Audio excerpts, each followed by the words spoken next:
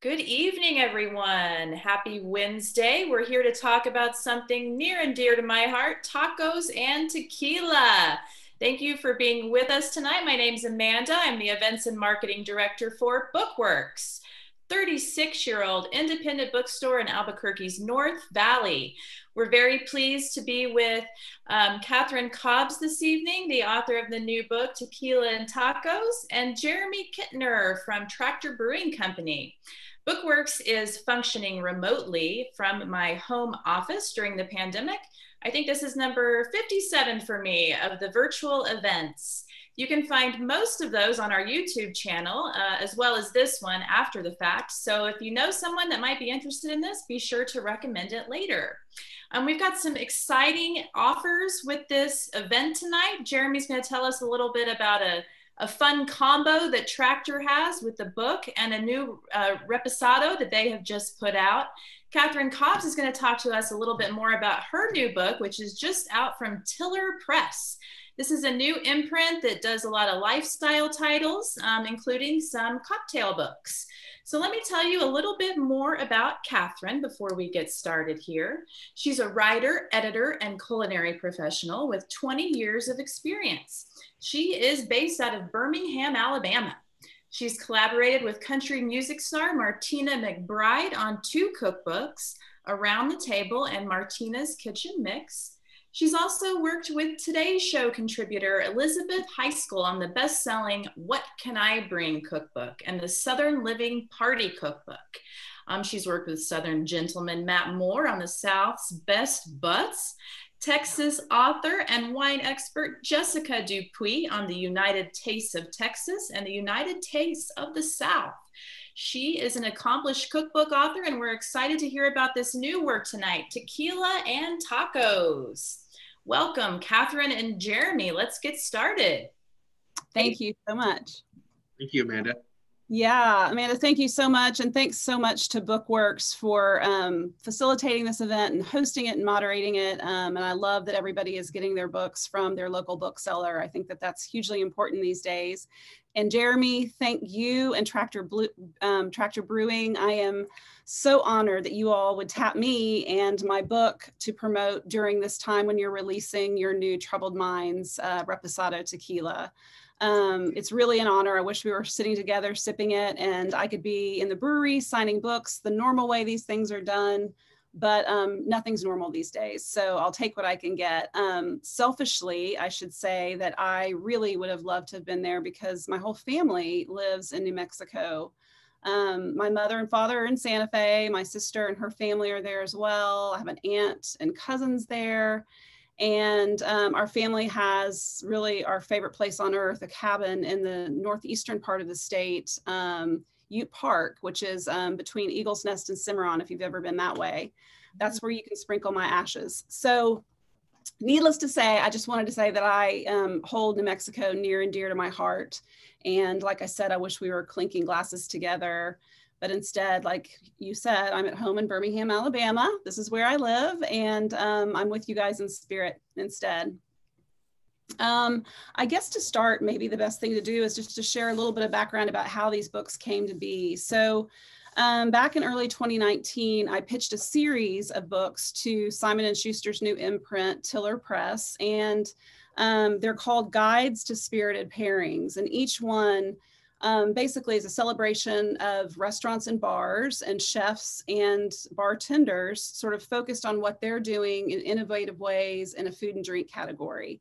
And I came up with a list of about 8 to 10 different, themes. And I really wanted to do tequila and tacos first, but it was October of 2019 was going to be the release date. So they really wanted it to be something more Christmassy. So they chose cookies and cocktails.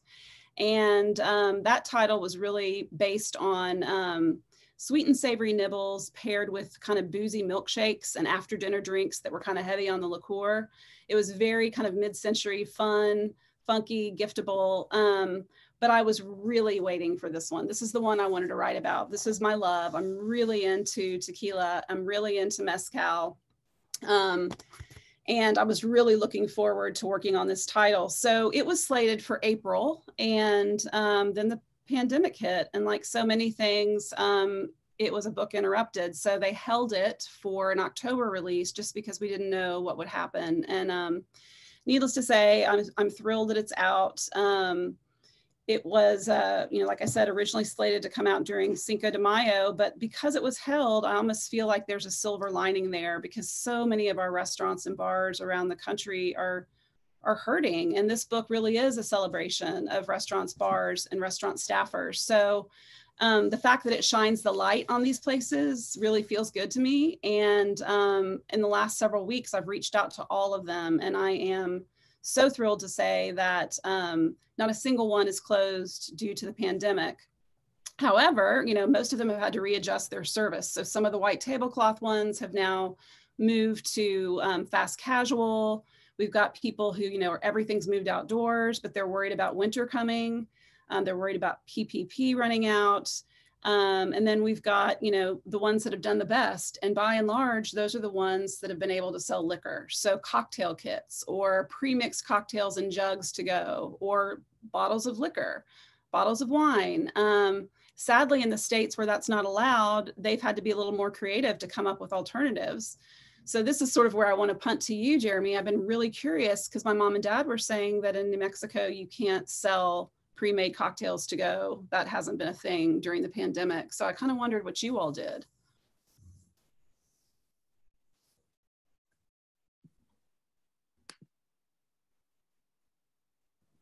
Awesome. Yeah, so it's been, it's funny that you say that. You mentioned cocktail kits and ready-made cocktails, and we've just pivoted and have done things that we normally don't do, like the cocktail kits. And we're fortunate in that we're a brewery and distillery. So we have a full line of spirits, from vodka to bourbon to gin and agave, and now our agave reposado. And so we are offering cocktail kits, but where there's been a special thing and we've seen success is doing partnerships with other local businesses. So we do these to-go pairings. And we actually did a cocktail and cookie pairing with a local bakery, Rude Boy Cookies, and that was super popular. We've done chocolate, we've done donuts, we've done and we've done a bunch of these, and they've been very popular. It's very cool. People come pick up their their 4 donuts, and they're in a little kit in a little box, and then you have a 4-pack of cider and beer and a whole tasting sheet to guide you. And so luckily, like, those have been very popular and been able to help us during this pandemic, and those partnerships, but not only help us, but help the businesses we team up with as well. And that's where this idea stemmed from. I'm like, well, I want to pair a bottle of spirits and a book with Bookworks, which is my favorite bookstore in town. And so that's where this came from as well. Yeah, that's great.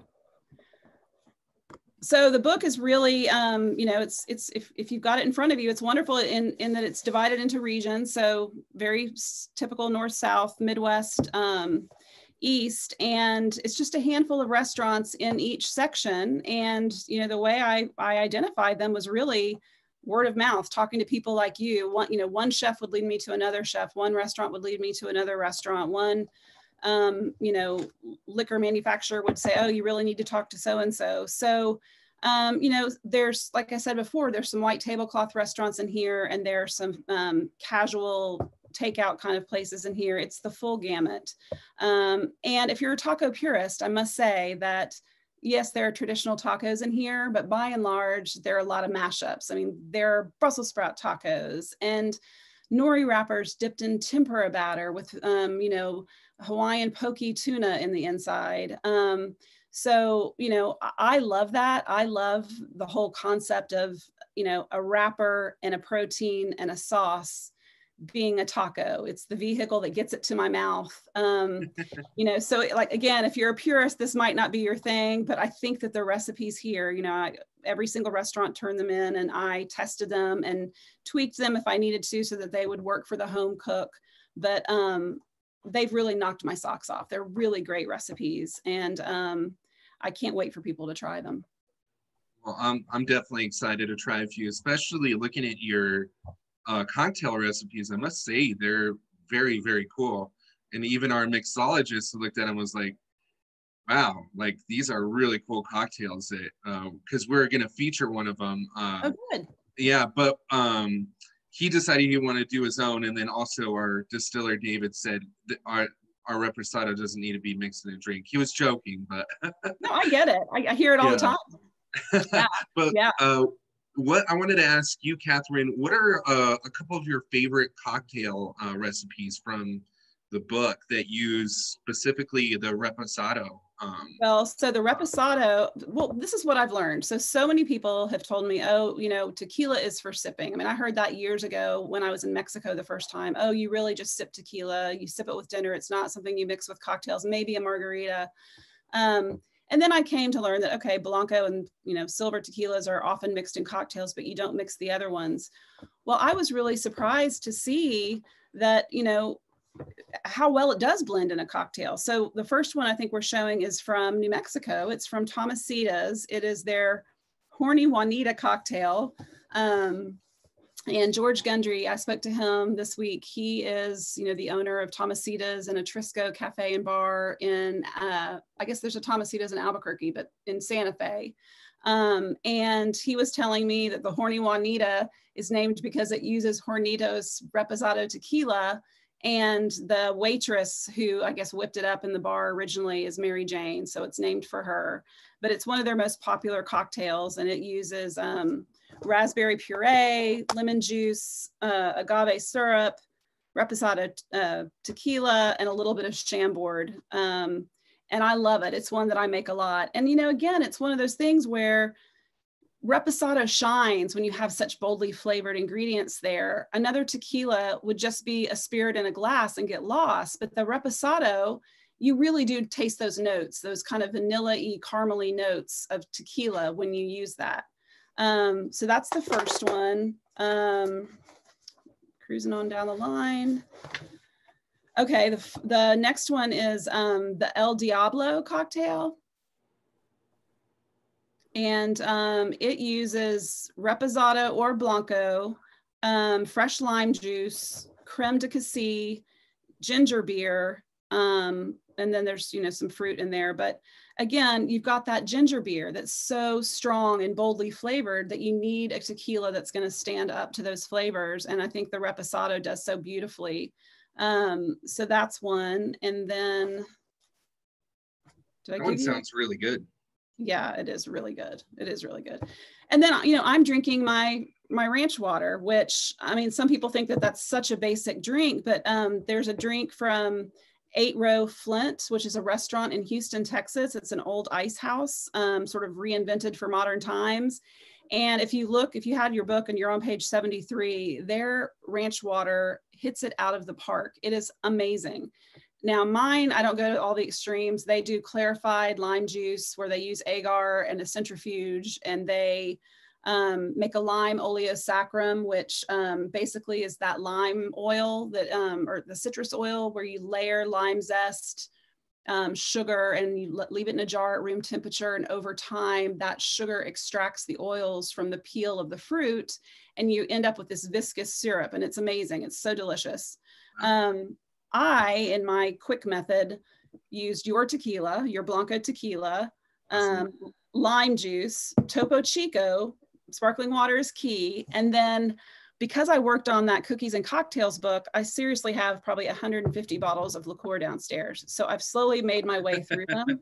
And my new thing, it's almost gone, the Gifford Pamplemousse. So instead of lime oleosaccharum, I use a little bit of pamplemousse, you know, grapefruit liqueur in mine. And I sometimes do this with mezcal. You were asking me earlier about mezcal before we started. And yeah, I love a mezcal ranch water. That's interesting. You know, like, so to kind of give people some context, I asked Katherine before we came on, like, what she thought about mezcal. And the reason why I wanted to bring that up is because I honestly hate mezcal. You do? Yes, I don't like it. I think it's too smoky. I just... Okay, but I get that because I love bourbon. I was a bourbon girl first, but I don't like scotch. I don't like that peaty whatever. But for some reason, the first mezcal I had that really like made me go, yes, I love it, is this Creyente back here. And I do love it. And again, I mean, it's not a super high end one, but I don't know. Yeah, well, and I wanted to say also, I know, Breaking Bad is kind of like, well, it's very much associated with Albuquerque, and Bryan Cranston and Aaron Paul, the, two main actors in Breaking Bad, went 50-50 in a mezcal, distillery. Oh, wow. Yeah, it's called Dos Hombres, and apparently it's pretty fantastic. It sounds, well, it looks very cool, but is it based in Albuquerque? Is it in... No, I think it's based in Mexico. Yeah, I'm pretty sure it is. And I don't know the rules pertaining to mezcal and naming, but just so people know, the reason why we do call ours an agave reposado is because it is not distilled in Mexico. So agave, you can only call your agave spirit tequila if it's made in Mexico. So when a distillery makes a tequila or an agave spirit, they just call it an agave spirit. Right. Well, could you walk us through? I'm curious. I would love to hear your process from start to finish on one of your tequilas or your reposado. I mean, I just think it's fascinating. And I always thought it had to be made in, one of the designated places. You're I guess, buying the... Yeah, so we sourced it out of Mexico. We got some agave, 100% pure agave. And let me tell you something, it is not cheap. So the distiller did not want to mess this up. And there's a fermentation process that goes into making tequila. So fortunately, our distiller, who is also our brewer, his background is first in distillation and second in fermentation. So he fermented initially with a certain yeast, and it wasn't working. So I guess this is, and I wish he was here to explain this a little bit better. So I'm doing my best here. That's why agave is, tequila particularly is very tough to make, and it's hard to make a good tequila, is because of the fermentation process. But he did something different, which was very unique. And he was like, you know what? This isn't working. I'm going to go with something that I know. So he used the champagne yeast, which is not typically used in tequila or agave spirits. And it worked out really well. And it came out very good. And that's where, and I feel like, I don't know if I'm imagining this, but you kind of get those light fruity notes from our agave spirit. And I think, and I would like to say that's why. And it's very, very smooth in that respect. And so that was what happened. We did that about a year ago. And then 6 months ago, we put a batch into two char. So there's different char categorizations. So we did a char 2. So what you're drinking a mezcal would be like an oak barrel char, like 5, I imagine, burnt on the inside, and you get all that pure smoky flavor hitting you right in the face. So ours was a little bit on the lighter side in terms of char and smokiness, and we had it in there for 6 months until we finally got it out and got it bottled just yesterday, actually. So is this your distiller's first time to make tequila and reposado? This is like an exercise. Wow, that's impressive. It is. Yeah, he is very versatile, but he's done a lot of, before he got into brewing, his passion was in distillation. So he was very, very excited, and you could tell, and particularly he was excited to do an agave, and you could tell that passion really comes out in our agave spirit. I must say, man, I drink tequila, and I'm not just saying that because it's our product, but I would compare it to $100 bottle of tequila easily. Like, I would compare this to Don Julio or Patron, especially our Blanco, any day. So yeah, but I wanted to ask you, like, veering away a bit from the spirits. So what, like, I want to hear more about the tacos, and what taco contributions made the biggest impression on you? Well, so, you know, like I was saying before, I love the crazy mashups. Those definitely made an impression on me, but there are some in here that blew me away in terms of technique. I think the first one is the Al Pastor tacos. So, you know, Al Pastor, when you're in Mexico, is that you see that huge kind of vertical spit with all the slices of marinated meat packed down on there, and then they slice it off sideways so that you get those lovely shards of marinated meat, and then they top it all with the toppings and you're good to go. Well, that's really hard for us to replicate at home. And what this restaurant in Flagstaff, Arizona does, Criollo Latin Kitchen and Bar, is they basically are cutting pork super, super thin, like you freeze it. So you kind of want to cut it while it's semi-frozen so you can get it really thin. And then you layer it in you marinate it. You layer those marinated pieces of pork in a loaf pan, kind of an overlapping fashion, like you're weaving almost. And you pack it in there. And then when you cook it, all that fat renders. And it's a lot. It goes from a full loaf pan to like this kind of little brick. You know, you pour off the fat and then you slice it, and it's just those same kind of shards. And then serving it with roasted pineapple, some white onion, some cilantro and lime. Perfect. It is the perfect taco. It is so delicious. And I've made that one over and over and over again.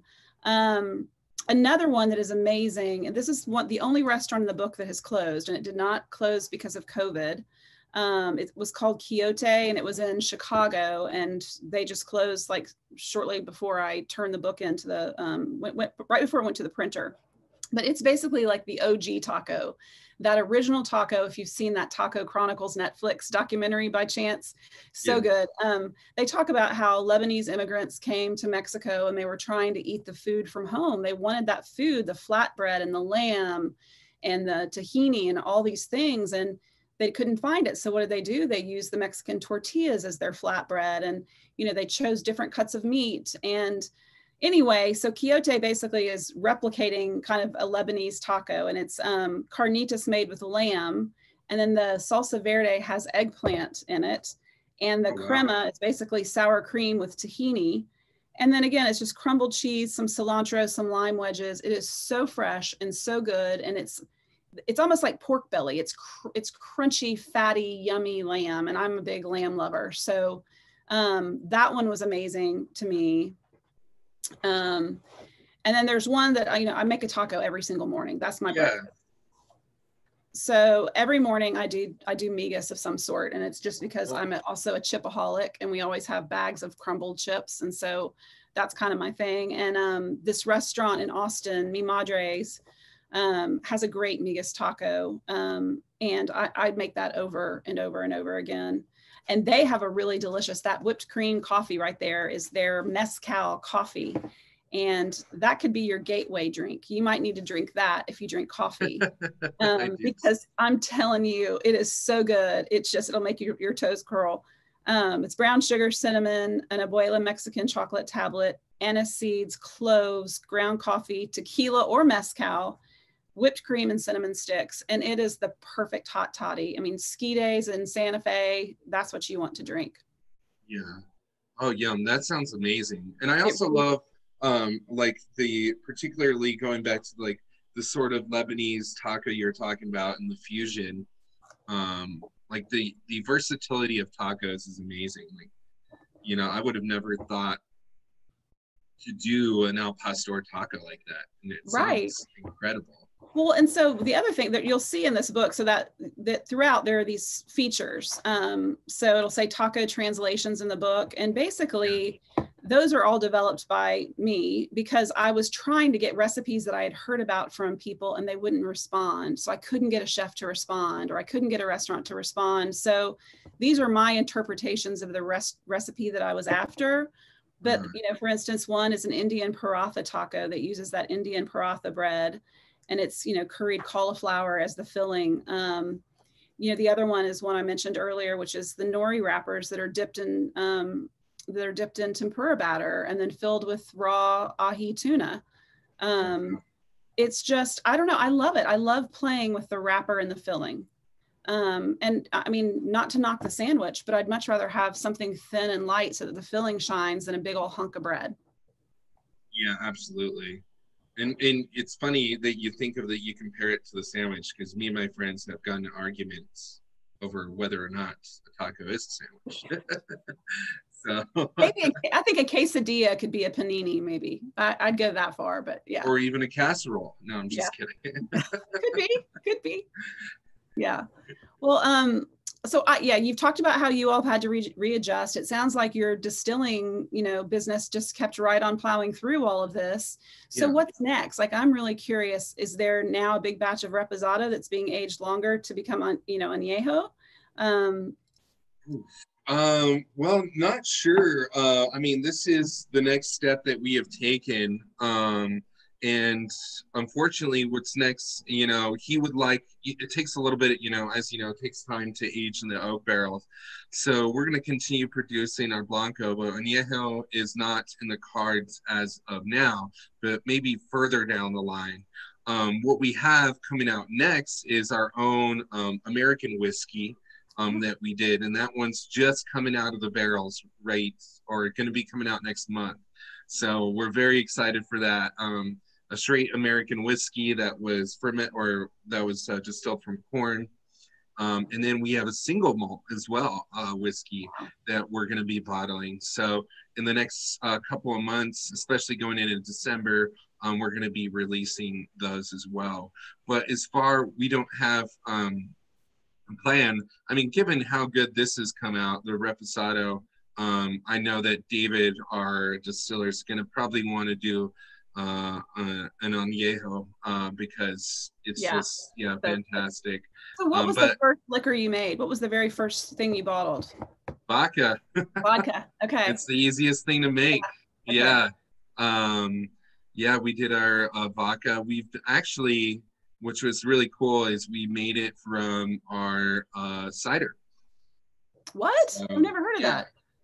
Yeah, so that's where we distilled it from initially. So that was very cool. And I guess David said it was gluten-free, but I thought that all spirits were gluten-free, if I'm being honest. Yeah. So what about, was the gin next? Yeah, and then the gin we did next, and then we did a bourbon, and then it was the tequila, or the agave blanco was the last spirit that we did. And yeah, in my opinion, it's my favorite that we do here. And I'm sure you've seen this, Catherine, there are not a lot of local New Mexican distilleries doing an agave spirit. And I want to go as far as to say that I think we're the first one to do a Reposado.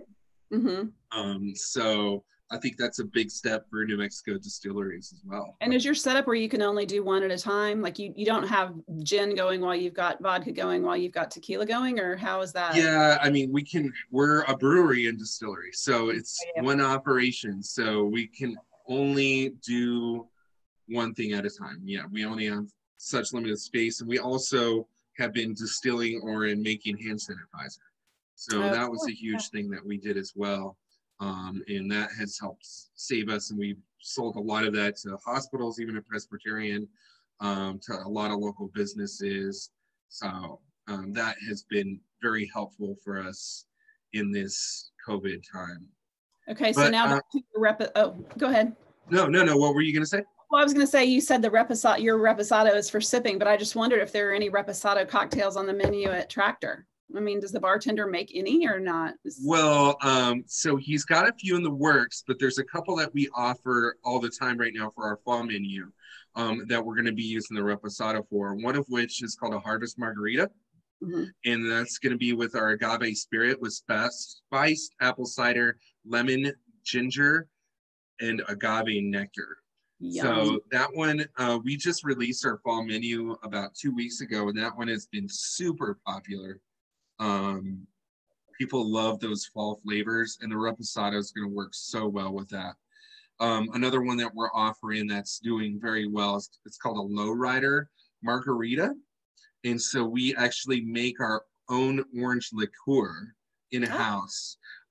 We don't bottle it. We just make it specifically for this margarita. And it's just your classic margarita with lime, lemon, and agave nectar for a little bit of sweetener. And then the orange liqueur we make in-house.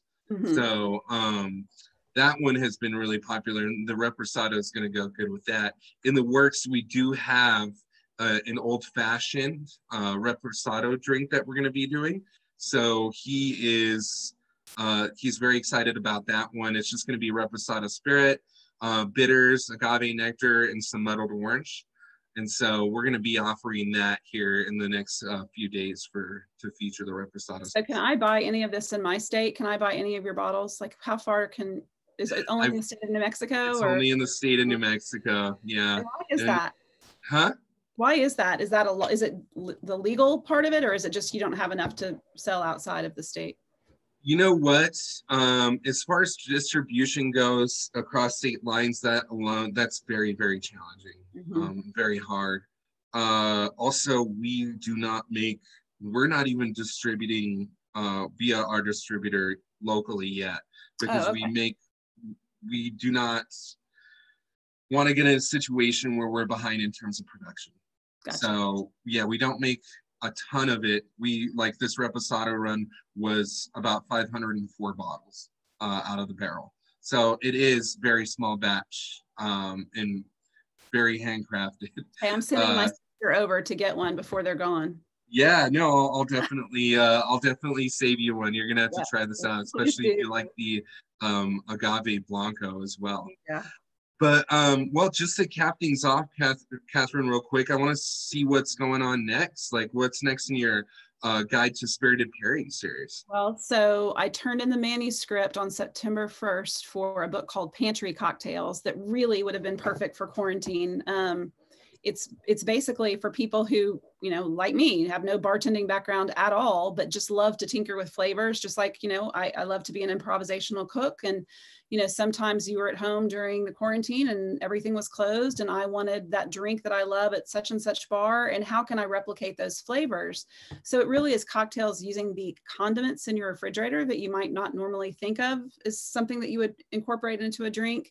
Obviously, things you can grow in your garden that are great garnishes and great flavor enhancers, and full of different simple syrups that you can make using the spices from your spice drawer, nut milks, all of that. So I'm really excited about that one. And that one will come out in the spring, May 2021. Yeah. Awesome. Well, very excited for that one. You're totally right. I mean, that would have been a perfect quarantine book, because I've been put in a situation where that's happened, especially because I like a good gin and tonic, and finding tonic there for a while was pretty impossible. So well, and even like, let's just say you have vodka and you want a gin and tonic, it's not the same. I'll never pretend it is the same, but you can make a pretty amazing simple syrup from juniper berries that grow all over the place in New Mexico. You can macerate them, you can, mash them, you can make an amazing simple syrup, and just a little touch of that and you get some serious juniper in the glass. So it's a fun little trick. There's all sorts of things like that, That's awesome. Yeah. Well, very cool. Well, very excited to see that hit the shelves. Yeah. Foraging in your own pantry, despite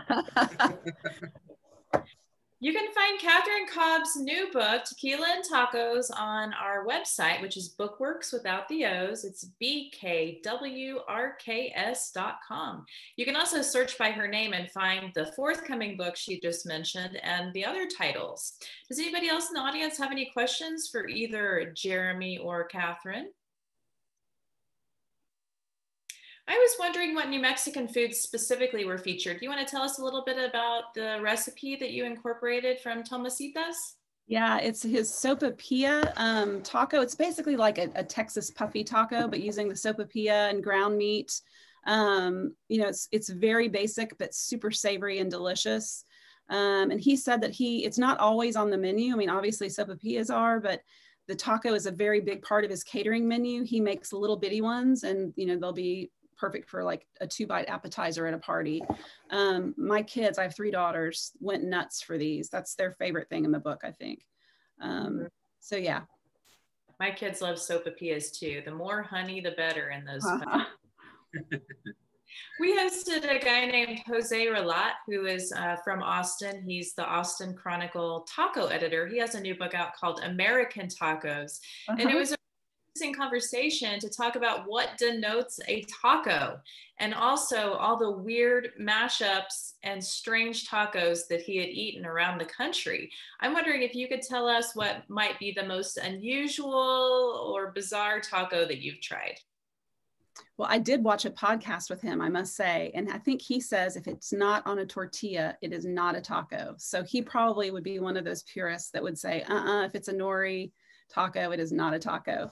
You know, there are some in here that I'm a big carnivore, and I mean, I love vegetables too, but there were some vegetable tacos that were just off the charts amazing. Salazar, this restaurant in Los Angeles, gave me this amazing taco that had pickled ramps on it and fennel. And I just was thinking, okay, it's going to be some vegetables in a tortilla, and it's not going to be that great. It's just that it was super simple, but it was every single layer of flavor was just sort of a wow in your mouth. And then the Brussels sprout taco from 8 Row Flint, the place that you know did the ranch water that I talked about earlier, they have a Brussels sprout taco that's one of their best sellers, and for good reason. It's amazing. It's got those frizzled fried Brussels sprouts that are kind of dropped into the oil. So they're not battered, but when they're dropped into the oil, it almost just turns into this fried, crunchy yumminess.